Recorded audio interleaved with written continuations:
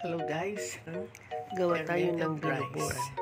Yung sa salita namin is binuburan.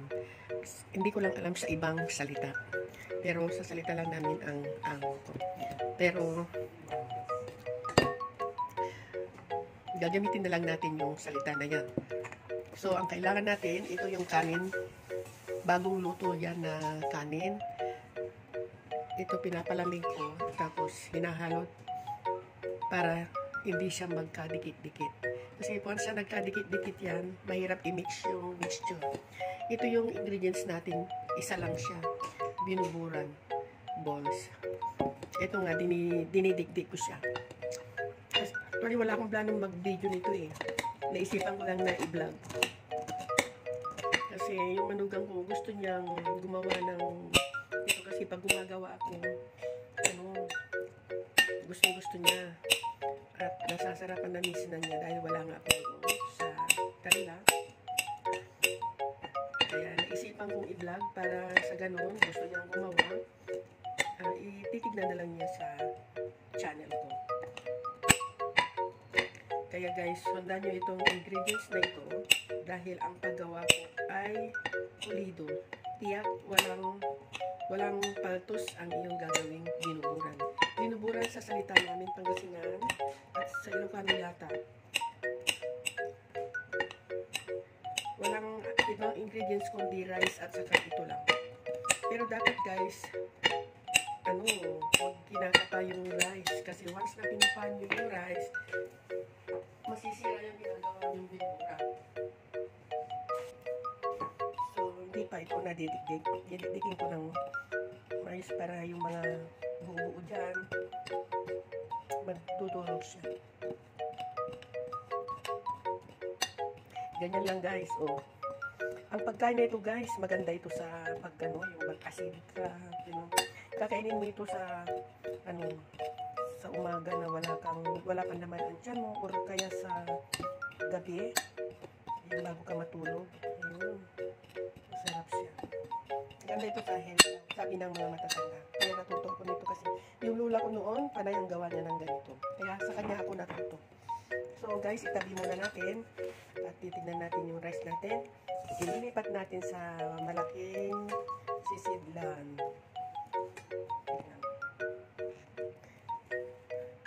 Ang gagawin natin, lalagyan muna natin ng, kasi wala tayong dahon, kasi ang ginagawa ng lola ko noon, nilalagyan ng dahon ng saging. Alam mo yung murang dahon ng saging, yung bubot pa, ayun, mabango siya. Kaso dito sa atin ngayon, wala tayong puno ng saging. Kung may mabili ka man dyan sa palengke, yung matitigas na yung berding-berding na.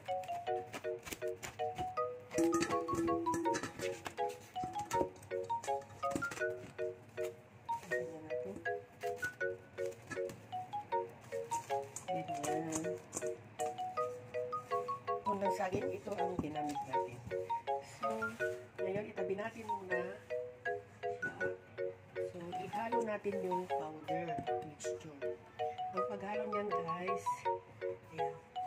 Ayan. Halimbawa, ganyan, ikakalat mo lang dyan sa ibabaw, tapos i-fold mo. Ganyan, oh. I-fold. Para pantay siya ng malagyan ng powder. Ayan.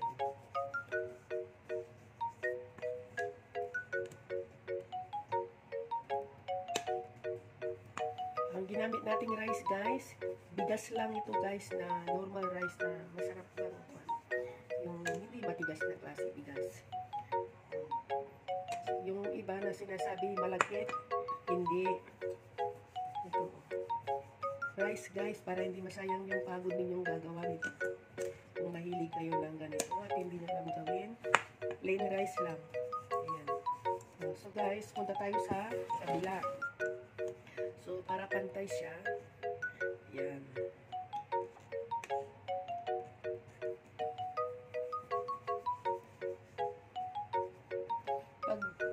Pag bibili kayo ng itong ingredients, panghalo natin sa rice, doon sa nagtitinda nito sa palengke, tawag mo, binuburan, nagtitinda ng binuburan, mayroon sila, magtanong kayo doon. Tapos tanungin nyo na rin kung ilang ilang cups of rice ang kailangan yung magamit, makonsume sa isang buong yung binuburan na balls. Tuturuan naman kasi kayo yan. So guys, yan. I think even na yan, pero tudublehin natin kasi may sobra pa. Sundan nyo ito guys, hindi masayang yung effort ninyo na gagawa. At kung halimbawa may kulang ako sa sinabi ko, pwede kayong mag-comment below at magtanong. Sasagutin ko po kayo.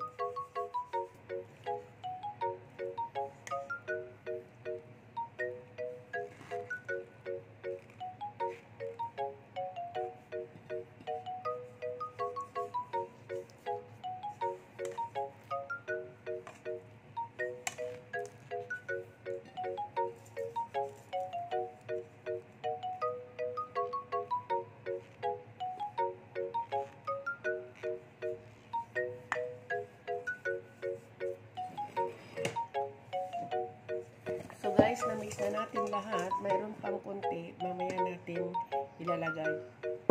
Pag na-ilagay na natin dito. So ilipat na natin dito sa malaking sisig lang.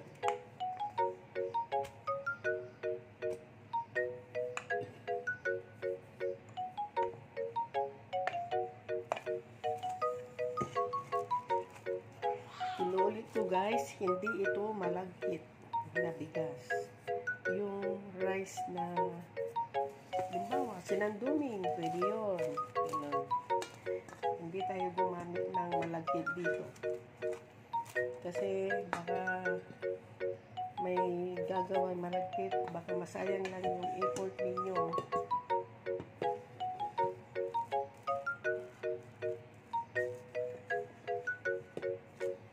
Sinasabi ko na sa inyo ang kasi may nakatikim na rin ito, sabi nung pinatikim ko ito sa kanya, sabi malagkit daw ang ginamit ko na rice, hindi po malagkit. So ito guys, may sobra pa tayo, so ilalagay ko na lahat sa ibabaw, tapos haluin ko po ulit.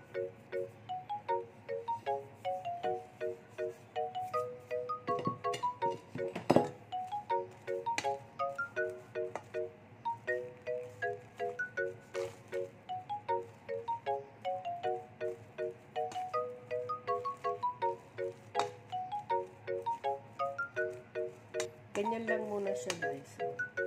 Medyo huwag i-press masyado. Kasi lalambot din yan.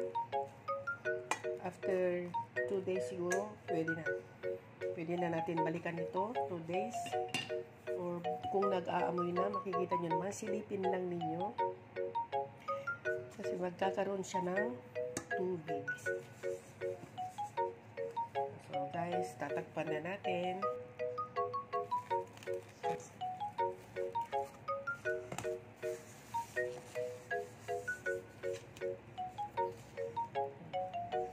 So, ang gagawin natin ngayon, itatabi natin sa isang lugar na hindi magagalaw ng kahit kanino. Kasi once na nabuksan mo ito na hindi pa ready, masisira din yung ginagawa mo. Masyadong delikado ang proseso na ito.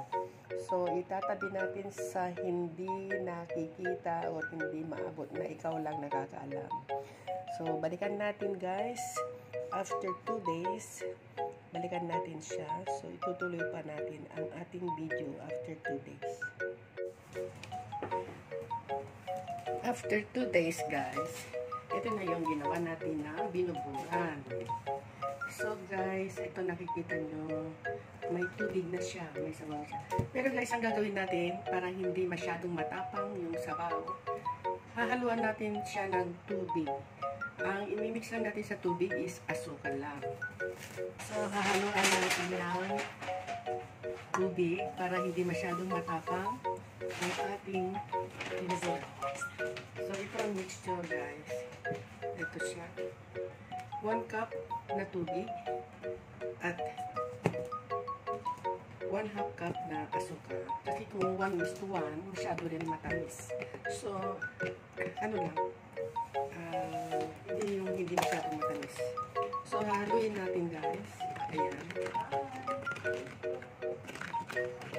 Warm water guys ha, warm water. Para ma-dissolve yung sugar. Dissolve na natin yung sugar. So, i-buhos na natin sa may ibabaw. Maglagay tayo dito guys. Yan. Ganyan. Parang malagkit siya guys, pero hindi malagkit na rice ang ginamit natin. Ang ginamit natin is yung rice na sinasaing natin.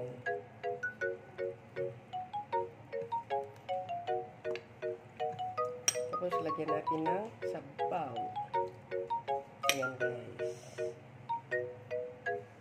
Binuburan is okay na siya. Ready na siyang kainin, kaya lang ipapalamig lang muna natin. Thank you for watching.